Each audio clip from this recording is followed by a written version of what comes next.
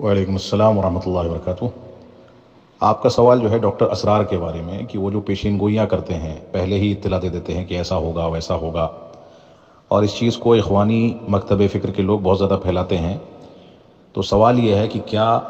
Doctor Asrar साहब ने जो पेशीन गोइयाँ की हैं ये उनकी अपनी पेशीन गोइयाँ हैं या ये हदीस से साबित हैं। यहाँ पर हमें उसूल समझ लेना चाहिए कि कुरान मजीद की आयात या सही अहादीस में जो पेशीन गोइयाँ पेश की गई हैं, पहली बात तो ये है कि हमें ये तहकीक करनी चाहिए कि वो जिस हदीस से साबित है क्या वो हदीस सही है या सही नहीं है। अगर हदीस काबिल एतमाद है तो इस तरह की पेशीन गोइयों को ज़िक्र करने से जो मकसद होता है वो दरअसल मुस्तक़बिल के बारे में पेशीन गोइयाँ करना सिर्फ मकसद नहीं होता है,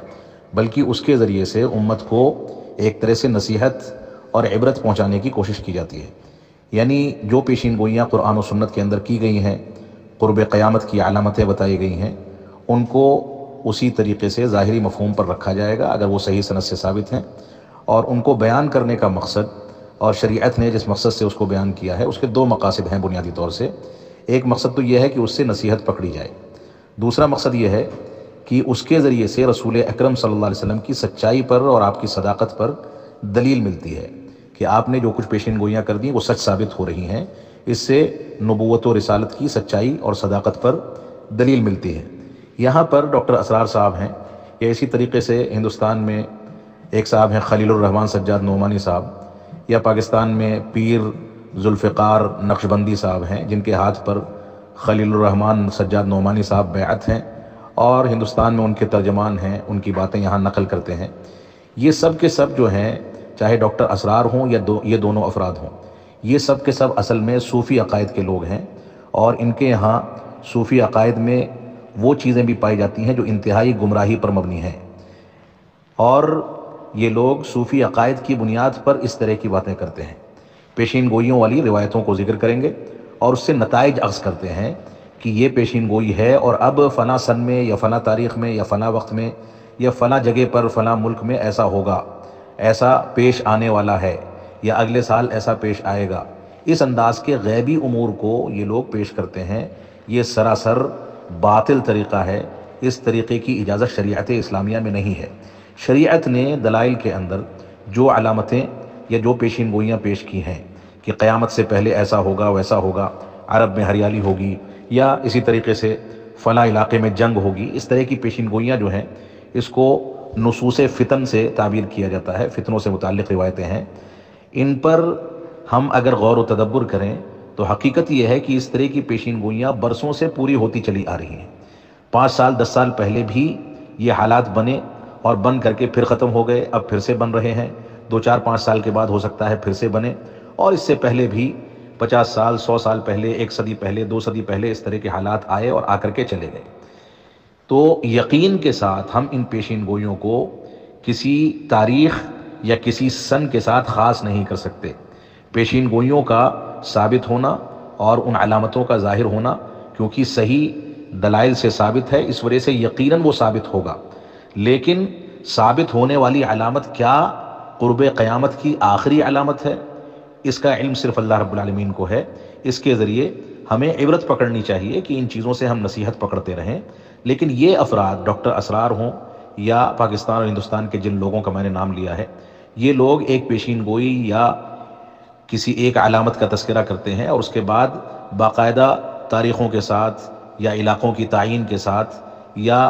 कुछ ख़ास वाक़यात और हादसात के साथ इन चीज़ों को जोड़ करके ये पेशीन गोई करते हैं कि देखिए ये पेशीन गोई की गई थी और फ़लाँ जगह ऐसा हो गया, अब अगले साल ऐसा होगा, पाकिस्तान में ऐसा होगा। जैसा कि एक वीडियो में नक्शबंदी पीर जुल्फ़िकार नक्शबंदी साहब बाकायदा पेशीन गोई कर रहे हैं फ़िलिस्तीन से मुताल्लिक़ कि एक जमात उठेगी और वो फ़िलिस्तीन को फ़तह करेगी। वो कहते हैं कि मुझको उम्मीद है कि ये पाकिस्तान के लोग होंगे। इस तरह की बातें करना ये दलील से खाली बातें हैं, इसकी कोई हकीकत नहीं है। और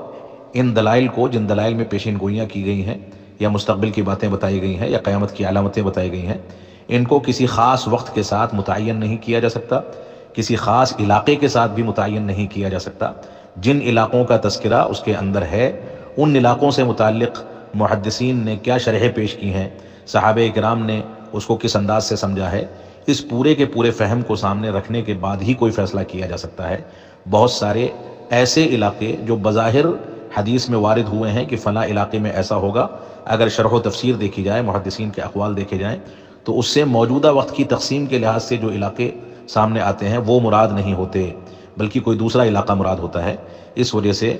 اس سلسلے میں ایسے لوگوں کی بات پر اعتماد نہیں کیا جانا چاہیے۔ تو خلاصہ یہ ہے کہ پیشین گوئی اور قیامت کی علامتوں یا قیامت کے بارے میں خبر پر مبنی